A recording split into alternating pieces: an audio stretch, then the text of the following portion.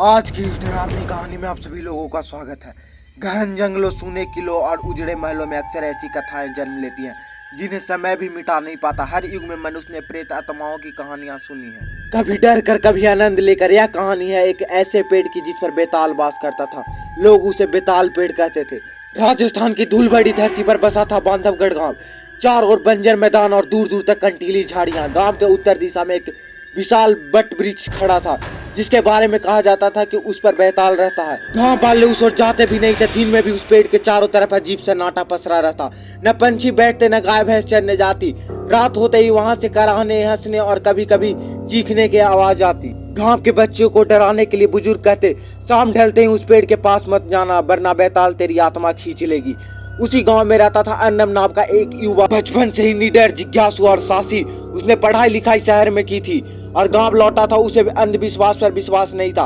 अर्नब ने गांव वालों से कहा, यह सब मन की बातें हैं, कोई बेताल नहीं होता, डर हमें कमजोर करता है। लेकिन बुजुर्ग बोले, बेटा तेरी पढ़ाई अपनी जगह, पर इस पेड़ की रहस्य किसी ने नहीं सुलझाया। जो गया वो लौटा नहीं। अर्नब ने ठान लिया वह उस बेताल पेड़ का रहस्य जरूर जानेगा। एक रात पूर्णिमा को हाथ में लालटेन लेकर अर्नब पेड़ के पास पहुंचा।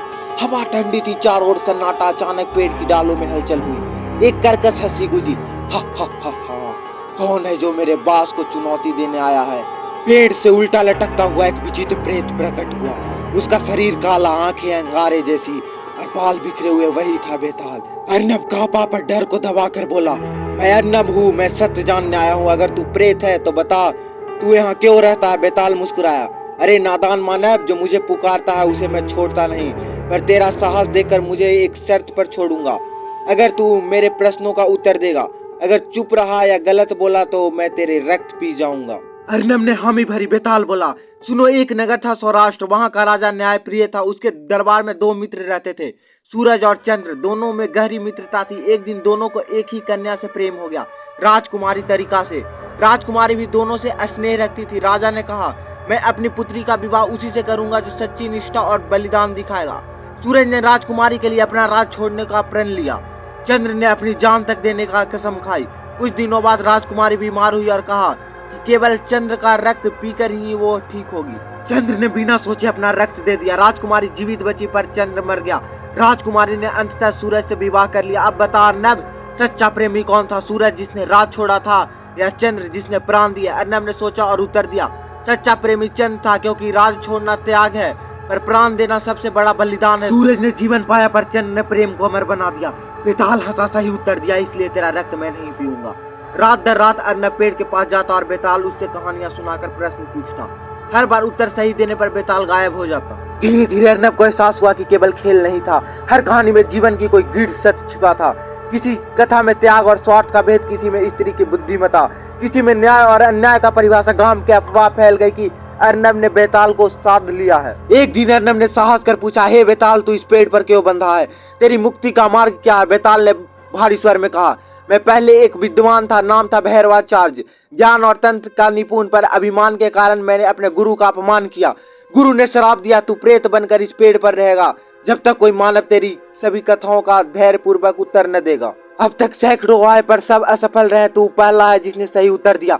अर्नब ने कहा, तो मैं तुझे मुक्त कर दूंगा। बेताल बोला, लेकिन मेरी मुक्ति आसान नहीं, सुन अंतिम कथा। एक राजा के 3 पुत्र थे, सबसे बड़ा युद्ध कुशल, दूसरा नीति में निपुण, तीसरा करुणामय।